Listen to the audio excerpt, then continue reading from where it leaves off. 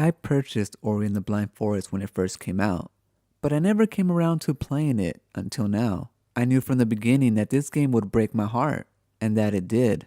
What I didn't expect was how beautifully and how magically it would build me up stronger than I ever was before. I'm a big animal lover.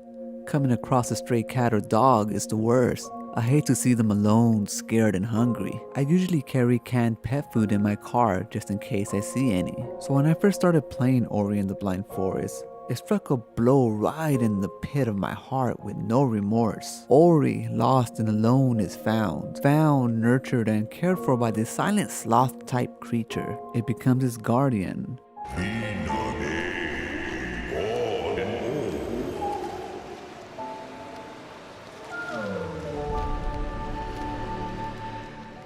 He plays with him. He teaches him how to gather food and watches over Ori every day. You can feel the bond growing between them as each day goes by.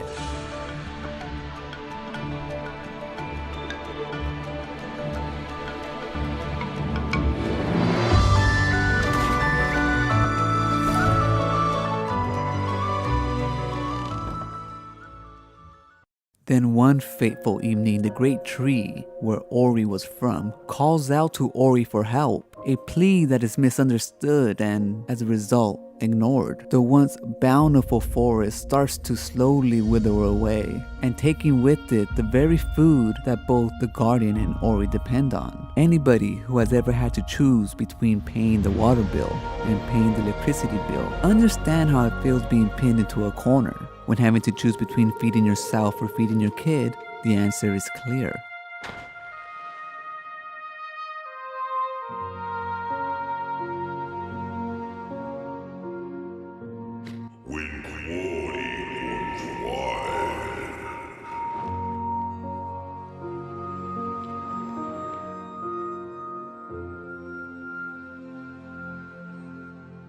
Like I said, from the beginning I could tell this game would break my heart. It all seemed too familiar. With no reason for Ori to stay behind, he sets forth on his journey to find a new beginning, eventually discovering his part he's meant to play.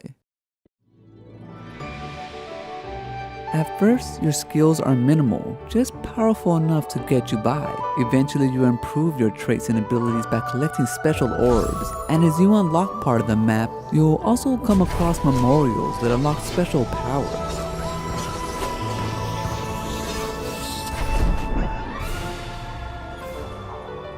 The journey won't be easy. The enemies can be tough at first, and the terrain is unforgiving. You'll die, and you'll die again. But with each ability orb absorbed, and with each power unlocked, you'll start to gain confidence in your abilities. Using your new abilities and powers can grant you access to parts of the map that were previously not reachable. If you're a fan of games like Metroid, then you'll understand exactly what I'm talking about. But you don't need to backtrack if you're not interested. But when you do, it reminds you of how far you've gone and how much you have grown since you last left the side of your guardian. No longer are you weak, feeble, and scared. You are strong, quick, and capable.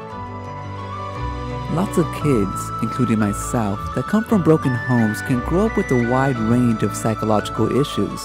The most common one is growing up always being afraid, mostly of the unknown. If left unaddressed, it can really affect your life well into adulthood.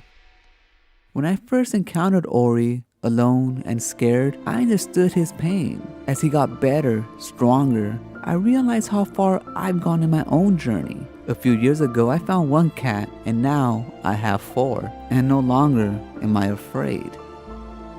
Ori and the Blind Forest reminded me of how magical games can be.